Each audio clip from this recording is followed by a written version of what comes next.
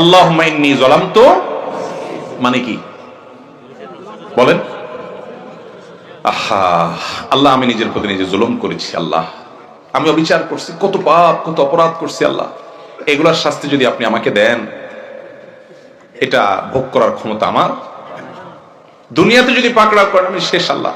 জাহান্নামের যে বিবরণ আপনার কোরআন থেকে জেনেছি, নবীর হাদিস থেকে জেনেছি আল্লাহ, সেখানে মরণও হবে না, মানুষ মরতে চাইলেও মরতে পারবে না, সে শুধু কষ্ট ভোগ করতে থাকবে জাহান্নামে।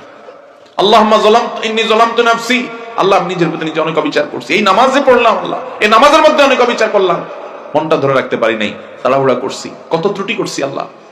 আল্লাহুম্মা ইন্নী যালামতু নাফসি, হে আল্লাহ আমি নিজের প্রতি নিজে জুলুম করেছি আল্লাহ।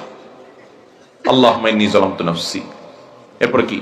জুলমান কাসীরা, অল্প স্বল্প জুলুম না আল্লাহ, অনেক জুলুম, নিজের পায়ে নিজে কুড়াল মারছে আল্লাহ, অনেক মারছে। ভাইরে এই কথাটা কিয়ামতের দিন বলবেন, আমরা বলবো, সেদিন বলে আর কোনো কাজ?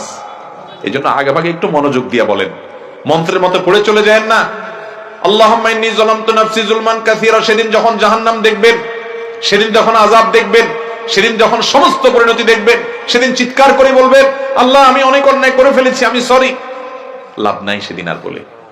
এই জন্য দুনিয়াতে বলে নেন, প্রতি নামাজে বিশেষ বৈঠকে এই জায়গায় এসে একটু থেমে যান, আল্লাহুম্মা ইন্নী যালামতু নাফসি যুলমান কাসীরা, আল্লাহ আমার নিজের প্রতি নিজে আমি অনেক অবিচার করেছি, এত অবিচার, এটার যদি শাস্তি আপনি দেন কি অবস্থা হবে সেটা মনে রেখে আমরা পড়বো আল্লাহুম্মা ইন্নী যালামতু নাফসি যুলমান কাসীরা। দেখেন এখানে আল্লাহর সাথে কথা বলতেছেন, কিন্তু পুরো নামাজ জুড়ে বললাম না আল্লাহর সাথে কথা। আল্লাহুম্মা মানে কি? হে আল্লাহ। আল্লাহুম্মা মানে কি? হে আল্লাহ। এখানে কিন্তু আল্লাহকে ডাকতেছেন, আপনি আল্লাহকে অ্যাড্রেস করছেন, আল্লাহকে সম্বোধন করছেন, আর আপনার মনোযোগ দিয়ে অন্যদিক থাকে, তাহলে কত বড় অভদ্রতা হয় এটা। আল্লাহুম্মা ইন্নী যালামতু নাফসি, ও আল্লাহ আমি নিজের প্রতি নিজে জুলুম করছি, তাহলে আল্লাহর দিকে মনোযোগ দিতে হবে, আল্লাহর দিকে মাইন্ড নিতে হবে। যুলমান কাসীরা, তারপর কি? ওয়ালা ইয়াগফিরুয যুনুবা ইল্লা আনত, আর পাপাচার যত অপরাধ আমি করছি এগুলো আপনি ছাড়া কেউ মাফ করার ক্ষমতা কারোর ক্ষমতা নাই। দুনিয়াতে দালাল দিয়া, মামু দিয়া, খালু দিয়া বহুত পার হওয়ার রাস্তা আছে, কিন্তু মালিকের কাছে মাপ মালিক না করলে কোনো মামু খালু দিয়া পাওয়া যাবে। ওয়ালা ইয়াগফিরুয যুনুবা ইল্লা আনত, আল্লাহ আমার অনেক পাপ অপরাধ আমি করেছি, এই নামাজটা পড়তে গিয়ে কত ভুল ভাল করে বসে আছি, কত অবিচার করছি, আপনার প্রতি অশ্রদ্ধা হয় সেরকম অন্য মনস্ক হয়ে নামাজ পড়েছি আল্লাহ, এটা আল্লাহ আপনার প্রতি অশ্রদ্ধা হয়।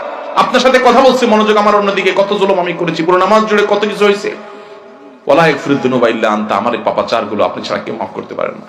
ফাগফিরলি, অতএব এবার আসল কথা এবার, অতএব ফাগফিরলি, আল্লাহ আমাকে মাফ করে দেন। মাগফিরাতাম মিন ইনদিক, আপনার নিজে থেকে আপনি মাফ করে দেন।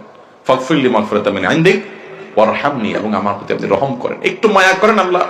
ইন্নাকা আনতাল গফুরুর রহিম, কারণ আপনি ক্ষমাশীল, আপনি বলেছেন, আপনি দয়ালু, আপনি বলেছেন, অতএব আপনি আমাকে মাফ করে দেন, আমার প্রতি দয়া করেন।